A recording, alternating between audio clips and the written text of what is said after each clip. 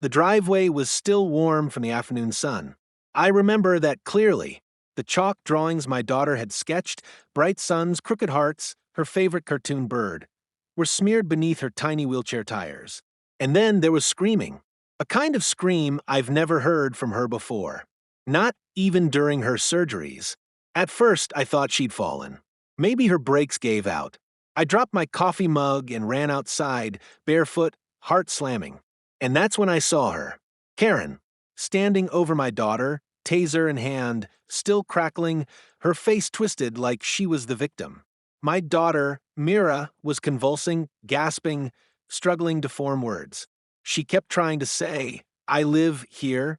I live here." Her therapy dog was barking frantically, pulling at his leash, trying to get to her. I didn't even realize I was screaming too until the neighbor ran over yelling, "Call an ambulance."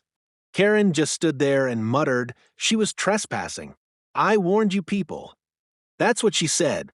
Trespassing. On her own driveway. The paramedics came. The police came. And for a moment, I really thought justice would too. But justice didn't come. One of the officers pulled me aside and whispered, "Body cam malfunctioned." Karen told them Mira had lunged, that she feared for her life, that a 10-year-old girl in a wheelchair had attacked her. I was frozen, not just from rage, but from fear, because I suddenly realized what we were up against wasn't just a nosy neighbor. It was something bigger, something worse. And in that moment, standing over my little girl, her hand gripping mine, her voice barely a whisper, I knew nothing would ever be the same. "I just wanted to finish my drawing, Daddy," she said. That was the moment everything changed. 6 months before the ambulance lights painted our driveway in red and blue, we thought we'd finally found peace. After 2 long years of battling insurance, hospital stays, and living on the 4th floor of an apartment with no elevator, moving into a suburban home was our dream come true. A single-story ranch, wide driveway, a sloping backyard, and for once, silence that didn't come with sirens. I still remember Myra's face the first time she wheeled into the house. "This feels like a painting," she said. We hadn't even unpacked yet, but she rolled right out to the driveway, pulled her chalk bucket out of a moving box, and started sketching suns and castles and giant, smiling stick figures. I'd never seen her that happy. My wife, Rachel, and I stood there smiling like idiots. For the first time in years, we could breathe. It was supposed to be a fresh start. Our neighbors seemed normal at first. Some waved, some didn't. We kept to ourselves. Mira didn't need much, just space, fresh air, and art. Her therapy dog, Moose, stayed glued to her side like a shadow. But then the notes started coming. First, a folded paper on our porch. "Your child left toys in the front yard. Please maintain property standards." Then another, "Sidewalk chalk is considered vandalism in our community. Please clean it up." There was no name, no signature, just HOA Enforcement Committee. We laughed it off. Mira erased her art, but the next morning drew something new. A butterfly this time. By the end of the week, we got a formal letter from the HOA citing violations for unauthorized chalk art, non-regulated wheelchair ramp, pet nuisance noise, complaints pet nuisance. Myra's dog barely barked unless someone approached her. And even then, it was just one yip. I called the HOA office. No one picked up. I emailed. No response. Finally, we drove to the main office, only to find it closed every time we went. That's when we met her. Karen Westbrook. She lived 3 houses down, corner lot, American flag flying high, mailbox polished like a trophy. She wore pastel shirts, had a plastic sunflower wreath on her door, and never smiled. The first words she ever said to me? "Hope your daughter doesn't become a liability." I didn't know how to respond. I stood there, stunned. She didn't wait for an answer, just turned and walked away. I told Rachel about it that night. She didn't sleep. We tried to focus on the good. Mira had made a new friend, Ty, a sweet boy across the street who helped push her up the hill when her chair battery died. There was laughter again, movie nights, dinners on the porch. But the peace? It had cracks. Cracks that started with silent stares and warnings and slowly grew into something uglier. We didn't realize it then, but Karen wasn't just a nosy neighbor. She was watching, waiting, keeping record, and soon she'd make her move. It started on a Thursday. I remember because it was trash day and Mira had drawn a huge chalk mural near the curb, a field of purple flowers with a stick figure in the center labeled me smiley face, with little hearts around it. She'd spent hours on it, her fingers stained pink and blue. Her therapy dog, Moose, lay beside her peacefully, his leash tied to the railing. She was humming, happy. That's when Karen walked by. She didn't speak at first, just stood at the edge of the driveway, hands on hips, staring like the drawings had personally offended her. I stepped out with the garbage bags and gave her a polite nod. Morning. She didn't answer, just raised her phone and started taking pictures. Click, click, click, like we were a crime scene. Is there a problem? I asked. Karen finally responded, without lowering the phone. This isn't a public daycare. Your daughter's artwork is graffiti. The HOA has been clear about defacing sidewalks. I blinked. She's not on the sidewalk. She's in our driveway. She's visible, Karen snapped. That's enough. I looked at Mira. She had stopped coloring. Her hands clutched her chalk bucket. Dad, did I do something bad? No, sweetheart, I said louder so Karen could hear. You did everything right. Karen turned and walked away without another word. That was our first real confrontation. And it wasn't the last. 3 days later, we received another HOA violation notice. Repeated disregard for community aesthetics. It included a printed photo of Myra's chalk art, taken from Karen's angle. I tried again to contact the HOA. Still nothing. I began to suspect someone was filtering the complaints. That weekend, Mira had a therapy session at home. Her occupational therapist parked in front of our house, and Moose barked once when the car door slammed. 20 minutes later, Karen showed up at our door, holding another letter. I filed a noise complaint, she said coldly. Your mutt is aggressive. My wife stepped forward. He's a certified therapy dog, and barking once isn't aggressive. Karen ignored her. Maybe your daughter shouldn't be outside so much. This neighborhood was peaceful before. Before what? I asked, already shaking. She narrowed her eyes. Before you people moved in. There it was. Not just HOA enforcement. Not just petty neighbor drama. It was hate, thinly disguised as regulation. We installed cameras the next day. That night, our power went out. The house dimmed. Myra's wheelchair, still charging in the hallway, power down. Luckily, her backup battery was full. The next morning, our camera footage was corrupted. Nothing had saved. I filed a formal complaint. Again, still no reply. I took Mira out for ice cream just to break the tension. As we were backing out of the driveway, Karen appeared in her yard, holding a clipboard, muttering to someone on the phone. Have you seen how that little girl just sits outside like she owns the street? She said. I rolled down the window. You do know I can hear you, right? She didn't even blink. And you do know this is an HOA-monitored community, correct? Not your personal charity parade. Mira didn't say a word the whole ride to the ice cream shop. She just looked out the window, her fingers tracing silent drawings on the glass. Later that week, a neighborhood meeting was announced. When we arrived, it was already in progress. Karen stood at the center of the room, holding printed photos. Myra's chalk art, Moose on the porch, our ramp. These are violations, she declared.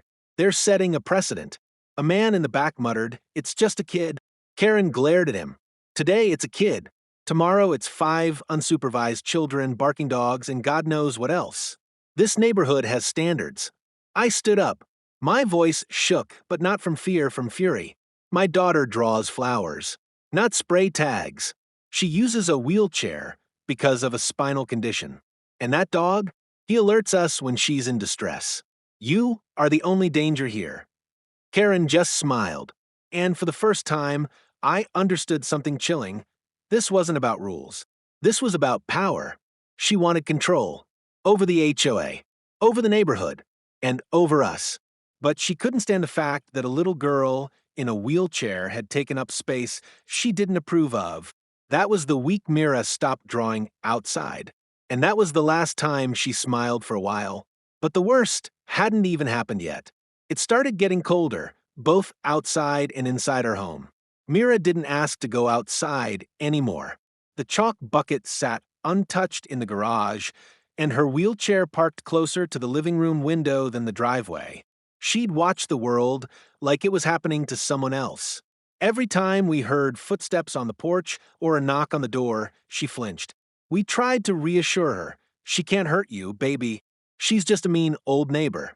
We're handling it. But that wasn't the truth. We weren't handling it. We were unraveling. A week after the HOA meeting, a certified letter arrived, notice of formal review, noncompliance with community regulations. It read like a legal threat. Failure to remove unauthorized ramp and pet from premises within 10 days will result in daily fines of $100. Our ramp? Installed legally. Approved by city code. Moose? Legally registered with paperwork and certification. None of it mattered. I contacted the HOA lawyer listed at the bottom. They claimed to have no knowledge of Karen's reports and suggested we comply for peace. Comply for peace. While my daughter's independence was under siege. We didn't comply. We pushed back. I filed counter notices, gathered doctor letters, even contacted the local news. But no one wanted the story. Until a week later, when our trash bins were found kicked over, lid shattered, and dog waste smeared across our garage door in a disgusting spiral. We filed a police report. No cameras had caught it. Karen, of course, wasn't home that day. Or so she claimed. Then came the ramp incident. One afternoon, Myra's OT texted that she couldn't make it due to car trouble, so Rachel went out to grab groceries. Mira and I stayed home. I went to take a shower upstairs. When I came down 20 minutes later, Mira was at the base of the ramp, stuck. Dad, I can't move. Her wheels weren't catching. One side of the ramp had collapsed. Upon inspection, someone had unscrewed 3 bolts from the left support. It hadn't fallen completely, but another few hours? She could have flipped off the side if Moose hadn't barked and made her stop.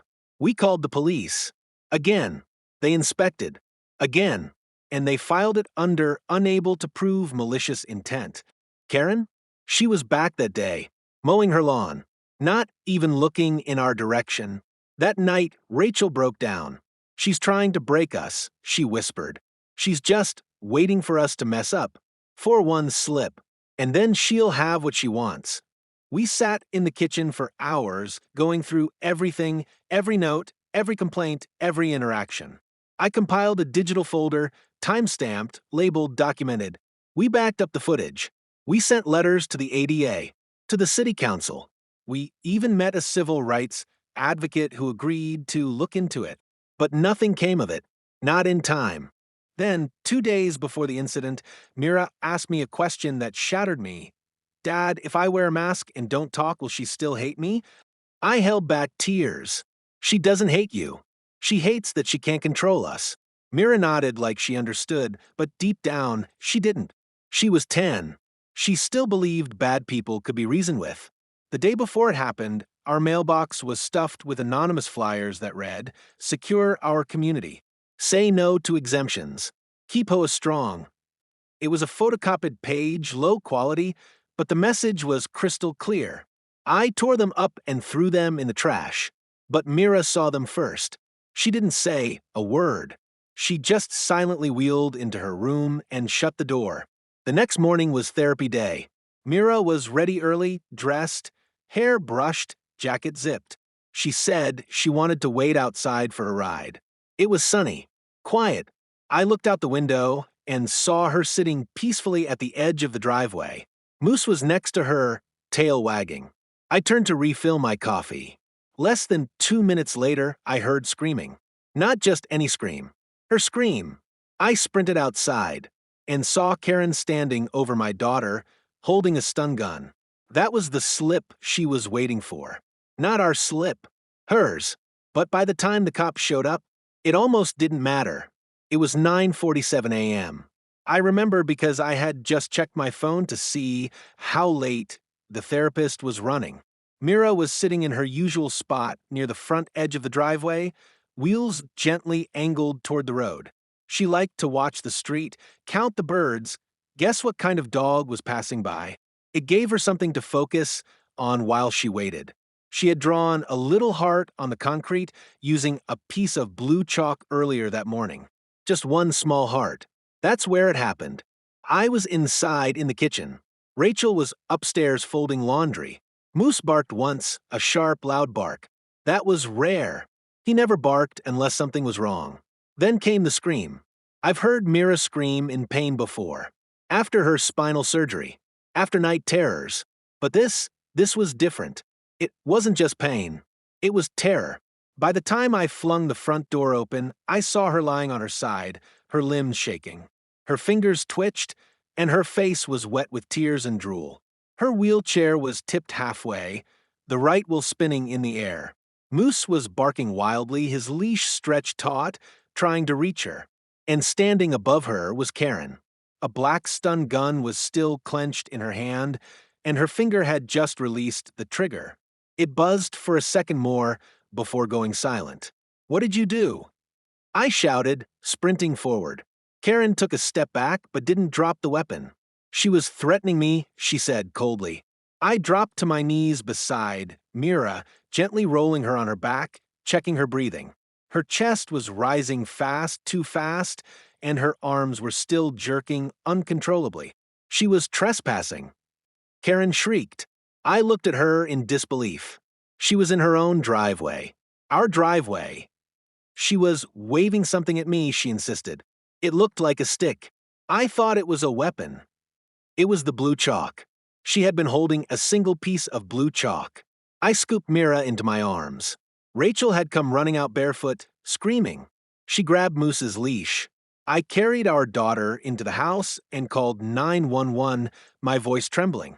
She's been tossed, she's disabled, she has a spinal implant. We need help right now. Within minutes, the street filled with noise, sirens, shouting, neighbors stepping out in confusion, camera phones everywhere. Karen was pacing back and forth now, still ranting. I warned them. I told them this was coming. She lunged at me. A young officer arrived first. He was maybe 25, nervous, polite. I pointed to Karen. She tossed a 10-year-old girl in a wheelchair. Arrest her. The officer looked between Karen and us. Ma'am, please put down the weapon. Karen finally let it fall to the ground. Then she turned to him and said with a straight face, she tried to attack me. I was defending myself. The officer raised an eyebrow. The little girl attacked you? With a stick, she snapped. Rachel held up the blue chalk from Myra's lap.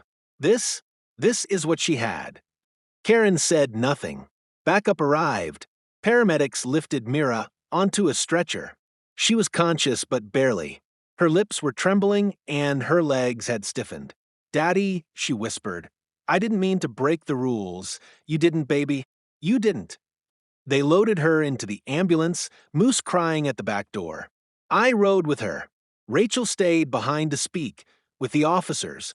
I couldn't stop looking at Myra's tiny fingers, still holding the chalk. At the hospital, they ran tests. The stun had disrupted her muscle signals. Her legs were spasming involuntarily. She cried when they touched her spine. Her neurologist later said it could have aggravated her previous condition permanently. She'd need therapy. Again, that night, Rachel came home from the police station and sat on the floor of the kitchen, silent for a long time. Finally, she said, "They're not arresting her." I looked up. What? They said the body cam didn't capture the moment of the tossing, that it was partially blocked. And Karen says Mira lunged. She says she feared for her life. I slammed my fist on the table. She's 10, in a WHELCHAIR. I know, Rachel said, eyes hollow. But they say it's her word against ours. What about the neighbors? The footage? Karen's lawyer already filed a complaint about harassment and defamation. The HOA is backing her. They're saying we've been disruptive since we moved in. It felt like we were falling through a trapdoor. The worst part? That night, Mira didn't cry. She didn't speak. She just stared at the ceiling of her hospital room with the lights off, her chalk-stained fingers curled in her lap. And all I could think was, she just wanted to draw, to sit in the sun, to wait for her therapy ride like any normal kid. And someone tossed her, because she existed in the wrong driveway, because someone saw a little girl and saw a threat. We thought the worst was over when Mira came home from the hospital, but we were wrong. She was different now. She used to ask a million questions: why the clouds move, why chalk melts in rain, why moose always sighs before sleeping. Now silence. She barely spoke. She refused to go outside. She'd park her wheelchair at the window and just watch the driveway, like it might hurt her again. Every night, she whispered the same thing before falling asleep: I was just waiting. The day after we returned, Karen filed a civil suit against us, claimed emotional trauma, public defamation, and harassment of a board member. Yes, she sued us. Our lawyer nearly laughed until the court confirmed it was real. It didn't stop there. A letter came from the HOA saying they were reviewing our violation history for possible community expulsion. Apparently, our conduct had created hostility in the neighborhood. We posted online, Reddit, TikTok, even a short Facebook video telling our story without naming Karen. Within 24 hours, it exploded. Thousands of comments. She tossed a kid? Where's the justice? Name and shame that HOA Karen. News outlets called. Our mailbox overflowed. Activists offered help. But legally, nothing moved. Why? Because the body cam footage from the first officer had been corrupted. The few minutes before and after the incident were missing. Karen's version? That Mira had rolled up to her aggressively, brandishing a sharp object, and that she had no choice but to protect herself. The sharp object? Still the same blue chalk. We had one last hope. A neighbor, Mr. Halverson, quiet man, Vietnam vet, barely spoke, knocked on our door and said, I think my Ring doorbell caught the whole thing. I nearly cried. We reviewed the footage. It was crystal clear. Mira, smiling, holding chalk. Karen yelling. Then, zap, the moment she tossed a child who hadn't moved an inch. We handed it to our attorney. But Karen's legal team moved faster. They challenged the admissibility of the footage, citing privacy violations and illegal surveillance. The court delayed the hearing. Again. Meanwhile, Mira was suffering. She refused to attend therapy. She had nightmares. She flinched every time the doorbell rang. And she hadn't picked up a piece of chalk since. Rachel was barely holding together. One night she whispered, they're trying to erase what she was. And I knew exactly what she meant. But the internet didn't forget. Within a week, #JusticeForMira was trending. A local journalist from Channel 9 aired the story, carefully edited, no names. But it was enough. Online sleuths pieced it together. Karen's name surfaced. So did her position on the HOA board. Public records. Prior complaints from other families. Turns out, we weren't the first. Another couple, 2 years ago, had left after constant harassment. They'd filed complaints too, buried by HOA legal muscle. A group of neighbors, emboldened by the attention, formed a petition to remove Karen from the board. Over 150 signatures. Protest signs started appearing near the HOA office. Protect our kids, not your power. We don't trust Karen. Mira deserves better. But none of that fixed Myra's legs. Or her spirit. We filed a countersuit. This time, assault of a minor violation of the Americans with Disabilities Act negligent HOA oversight, our lawyer said. It'll be a long fight. They'll try to bury you. We looked at each other and nodded. Let them try. Then came the court hearing. Karen sat there in a navy blue blazer looking bored. Mira wasn't there. She was still too shaken, but we read a letter she wrote. I was happy before. I drew flowers. I like the sun. Now I don't go outside. I don't draw. I'm scared. I thought grown-ups were supposed to protect kids. But she hurt me, and no one stopped her. There wasn't a dry eye in that courtroom. Karen? She didn't blink. The judge didn't dismiss the case. That was our first win. He ruled that the footage from Mr. Halverson's camera could be admitted in the upcoming civil trial. The look on Karen's face? Like her world cracked. She left the courtroom in a hurry. We walked out, not smiling, but standing straighter. Later that night, Mira drew something on the foggy bathroom mirror with her finger. A crooked blue heart. The first she'd drawn since that day. Winter melted into spring. The court battle was far from over, but Mira was slowly thawing too. We started with 5-minute walks. Not outside, just around the living room.